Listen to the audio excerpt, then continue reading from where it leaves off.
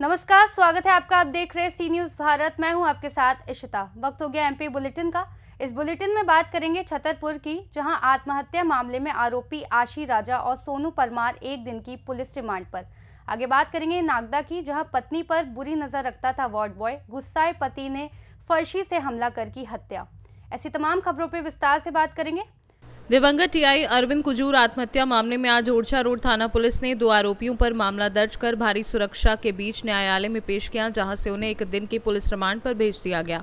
मामले का खुलासा करते हुए एडिशनल एसपी विदिता डागर ने बताया कि टीआई अरविंद कुजूर आत्महत्या मामले में मुख्य आरोपी आशी राजा और सोनू परमार पर आत्महत्या के लिए प्रेरित करने पर बीएनएस की धारा 108 और ब्लैक मेलिंग यानी जबरन वसूली की धारा 308 भारतीय न्याय संहिता के तहत मामला दर्ज किया गया है और दोनों आरोपियों को विशेष न्यायालय में पेश किया गया है। अभी गत 6 तारीख को हमें सूचना मिली थी कि तत्कालीन थाना प्रभारी सिटी कोतवाली अरविंद कुजूर द्वारा पेप्टिक टाउन से अपने रहवासी मकान पर अपनी सर्विस रिवॉल्वर से गोली मारकर आत्महत्या कर ली गई है। सूचना मिलते ही पुलिस मौके पर पहुंची। घटनास्थल का हम लोगों द्वारा मुआयना किया गया। एफएसएल की टीम बुलाई गई। घटनास्थल की बारीकी से जाँच की गई। उनके परिवारजनों के बयान लिए गए। आखिरी बार उन्होंने किससे बात करी थी, आखिरी बार वो किसके साथ थे, इन सभी पहलुओं पर हमारे द्वारा जांच की गई। जांच के दौरान यह सामने आया कि 2 व्यक्तियों आशी राजा परमार और उनके दोस्त सोनू, इन दोनों के द्वारा तत्कालीन थाना प्रभारी को संबंधों में फंसाने, उनको ब्लैकमेल करने, बार बार उनको ब्लैकमेलिंग के झूठे बलात्कार के झूठे केस में फंसाने की धमकी देकर उनसे गहने वसूलना, उनसे महंगी गाड़ियाँ वसूलना, ऐसे तथ्य सामने आए। इसके बाद हमारे द्वारा बीएनएस की धारा 108 और 308 के तहत मामला पंजीबद्ध कर लिया गया है और दोनों आरोपियों को गिरफ्तार करके न्यायालय में पेश किया जा रहा है। जी, जो एमएस ड्रग्स लाया जाता था वो किसके द्वारा लाया जाता था और कौन लाता था और कहाँ से आता था? अभी तक की जितनी भी जांच हुई है उसमें ऐसे कोई भी तथ्य सामने नहीं आए हैं। अभी जांच जारी है। जैसे भी तथ्य सामने आएंगे उस हिसाब से। राहुल शुक्ला पर एफआईआर क्यों नहीं की गई? क्या भूमिका है इस मामले में?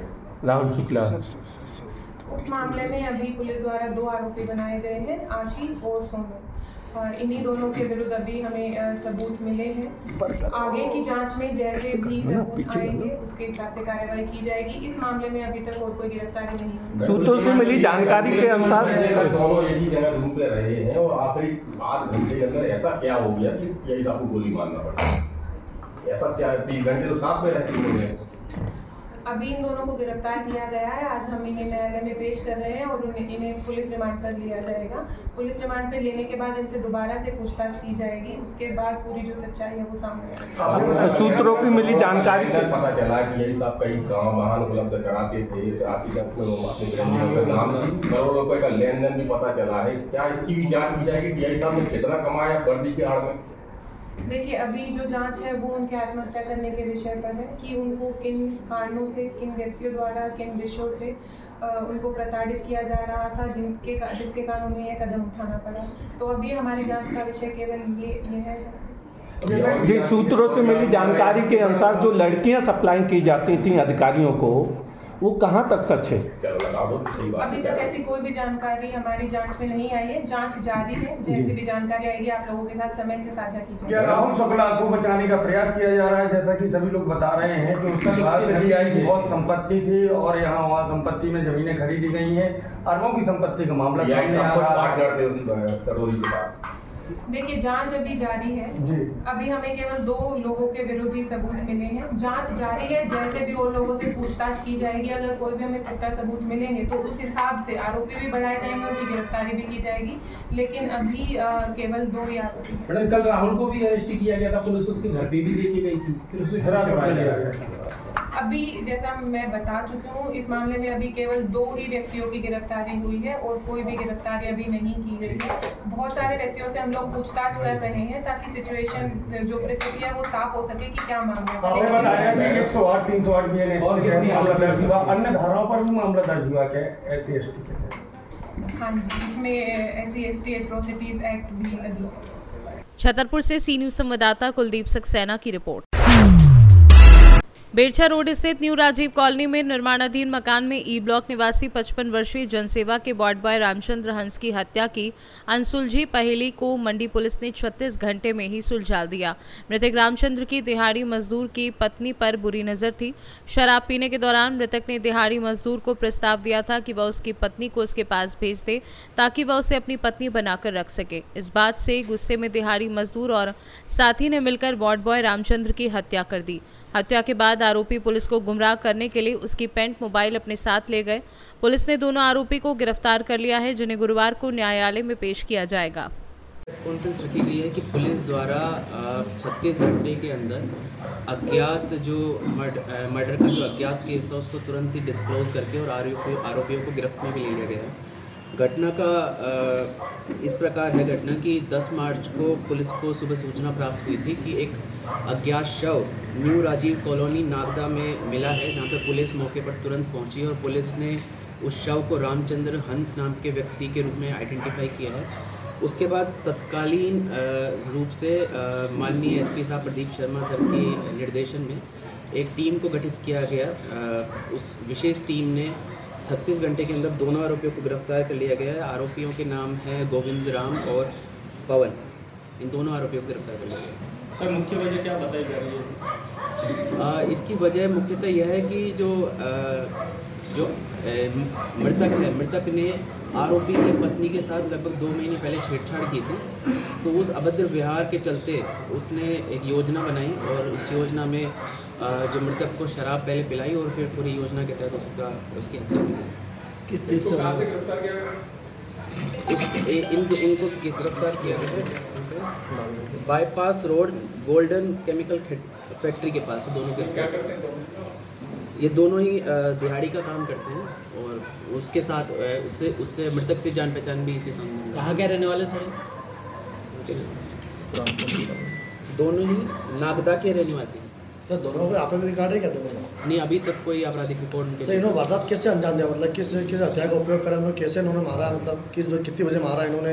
जैसे बता रहे शाम को 6 बजे से घर से निकले थे, तो ये इसमें क्या है कि 10 तारीख की बात है। 10 तारीख को अपने को जब सूचना मिली थी तो अपन ने उसको डेवलप करा था। उसमें ये पता चला है कि ये आरोपी गण मृतक से करीब 3-4 महीने पूर्व से परिचित थे। मृतक ने अपने घर में काम भी इन लोगों से मजदूरी का कराया था। मकान निर्माण जो न्यू राजीव कॉलोनी में हो रहा था वहाँ पर इन्होंने काम करवाया था, उसकी वजह से इनका परिचय था। बाद में मृतक एक बार इनके घर, 2 बार इनके घर भी गया, तो 2-3 बार घर जाने पर कहीं उसने उसकी पत्नी के साथ अभद्रता करी, जिसकी वजह से मुख्य आरोपी जो गोविंद राम है जिसके घर गए थे, गोविंद राम को बुरा लगा। फिर गोविंद राम ने इस बात को लेकर घटना दिनांक जो 9 तारीख थी उस दिन ये दोनों मुख्य आरोपी दोनों जो है ये इनको कोटा फाटक पे मृतक को मिल गए। तो मृतक ने इनको अपने साथ शराब पीने के लिए बुलाया, तो इन्होंने इसको जानबूझकर वहाँ आरोपी गण इसको मृतक को ये बोला कि यहाँ नहीं कहीं और पिएंगे, और ऐसा करके मृतक के जो निर्माणाधीन मकान है वहाँ ले गए और इन्होंने स्वयं ने कोई शराब नहीं पी बल्कि मृतक को पिलाते रहे। और इस बीच में फिर इन्होंने मौका पाकर मुख्य आरोपी ने इसके साथ वारदात कर दी। कब मारा? रात में मारा, रात के समय करीब 9 बजे रात को इसके साथ माना। का फरार हो गए, मतलब नागदा घूमे कहीं फरार हो गए? हाँ, इसके बाद में ये वहाँ से घर जाकर सो गए, अगले दिन काम पे रहे। इस बीच में पुलिस की सख्ती देखी, इनको भी पता चला कि पुलिस को इसका हत्या का पता चल चुका है, तब इन्होंने फिर यहाँ से फिर पुलिस तक कैसे पहुंची, मतलब पुलिस तक कैसे पहुंची? पुलिस तकनीकी साक्ष्य ली, पुलिस ने तकनीकी साक्ष्य का संकलन करा, जो भी घटनास्थल और घटनास्थल के आसपास साक्ष्य और मुखबिर की सूचना दोनों के आधार पर पुलिस को दोनों ही को गिरफ्तार करने में सफलता प्राप्त। सर, जिस तरह से मृतक की चप्पल घटनास्थल से दूर दिखाई दी, तो क्या पुलिस को गुमराह करने का भी काम किया गया? हाँ, ये जानबूझकर किया गया था कि उसकी पैंट उतार दी गई और चप्पल दूर फेंकी गई ताकि पुलिस को अन्य लीड मिला। तो पुलिस ने महिला से तो केवल छेड़छाड़ थी या फिर कोई संबंध स्थापित थे कुछ इसमें? अभी की पूछताछ के आधार पर छेड़छाड़ का ही मामला पता लगा है। संबंध कैसे सर, दोनों आरोपी दोस्त हैं, मित्र, क्या मतलब रिश्तेदार है क्या दोनों आरोपी आपस में? क्या? हाँ, दोनों आरोपियों के जैसे मजदूर वर्ग के व्यक्ति हैं तो आपस में काम करना रहता है, तो दोनों। तो इसमें किसकी पत्नी थी? दोनों आरोपियों में से किसकी पत्नी? गोविंद की पत्नी थी वो। सर किस हथियार रिमांड लेंगे सर जेल भेजेंगे? वहीं पे पत्थर पड़ा हुआ पत्थर था, उसी से ही सर पर वार किया। इनका रिमांड लेंगे या जेल भेजेंगे? आज कल सर जानकारी ऐसी लगी है कि गोविंद ये जिले पंजाब वगैरह का रहने वाला था या मजदूरी करना है। उसकी स्थिति बहुत गरीब है, बहुत स्थिति खराब थी उसकी, इसलिए वो उसकी मृतक के पैंट भी पहनने के लिए ले गया था। उन्हें 4 वर्ष पूर्व इंडिया से आए थे यहाँ पे और उसके बाद मजदूरी कर रहे थे। नागदा किस स्थान पर रहते सर? नागदा में एक जवाहर मार्ग पर रहता है और एक श्री राम कॉलोनी पर रहता है। उज्जैन से सी न्यूज संवाददाता सुरेश जाटवा की रिपोर्ट। जिले में आगामी त्योहारों के मद्देनजर कानून व्यवस्था एवं शांति व्यवस्था बनाए रखने हेतु आज जिला मुख्यालय के थाना कोतवाली एवं थाना लालघाटी क्षेत्र में पुलिस द्वारा फ्लैग मार्च निकाला गया। ये मार्च शहर के विभिन्न संवेदनशील क्षेत्रों से होकर गुजरा, जिससे आम जनता में सुरक्षा की भावना को सुदृढ़ किया जा सके। फ्लैग मार्च में कलेक्टर रिजू बाफना, पुलिस अधीक्षक यशपाल सिंह राजपूत, एसडीएम अतिरिक्त पुलिस अधीक्षक एसडीओपी गढ़, रक्षित निरीक्षक थाना प्रभारी गढ़, स्पेशल टास्क फोर्स के जवान एवं जिले के कुल 150 से अधिक पुलिस अधिकारी कर्मचारी सम्मिलित हुए। इस फ्लैग मार्च का मुख्य उद्देश्य जिले में शांति एवं सुरक्षा बनाए रखना, असामाजिक तत्वों पर प्रभावी नियंत्रण सुनिश्चित करना एवं आमजन को निर्भीक एवं सुरक्षित वातावरण प्रदान करना है।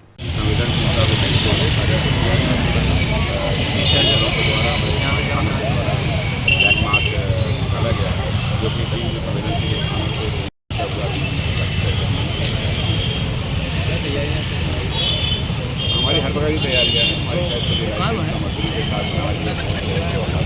संवेदनशील पॉइंट से कल शाम से ही हमारा होलिका दहन का जो कार्यक्रम रहेगा उसमें पूरी व्यवस्था रहेगी और साथ ही साथ हमारी जो रेडी का जो त्यौहार है उसमें हमारी पूरी व्यवस्था रहेगी। और शुक्रवार को जुम्मे का भी दिन है, उस पर भी हम लोग पूरी नजर बनाएंगे।